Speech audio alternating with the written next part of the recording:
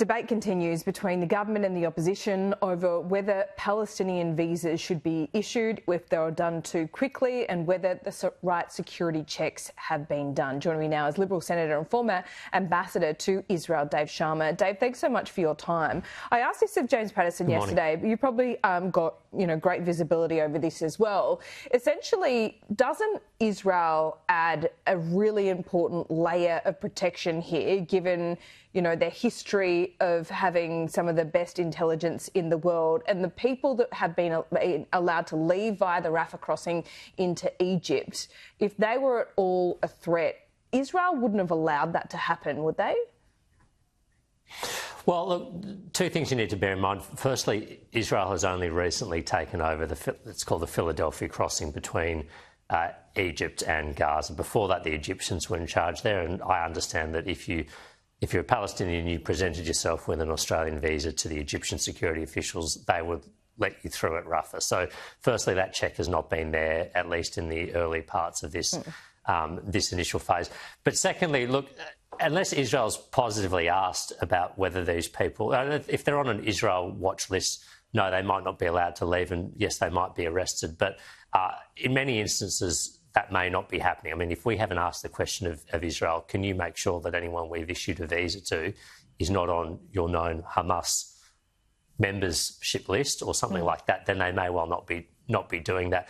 And what we haven't had from this government is an answer about what level of checks and scrutiny they are putting over this. I mean, the fact that they're issuing tourist or visitor visas rather than what you'd expect in this situation, protection visas, suggests that they're intentionally providing a pretty low level of scrutiny over these travel documents. Well, the government has been slow, but today they've said that also the coalition has issued visitor visas in previous circumstances.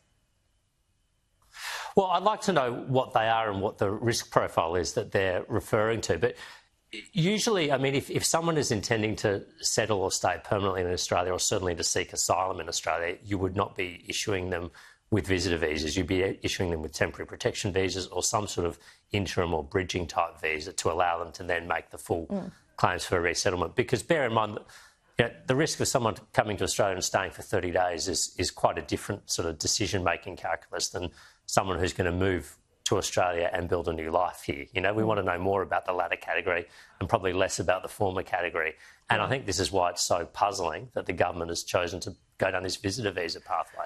Yeah, on the question of sympathy for Hamas among Palestinians, you know how difficult this can be. I mean, yesterday the UN said there is so much bombardment and damage in Gaza that it would take something like 15 years just to clean it up. That doesn't even include the rebuild.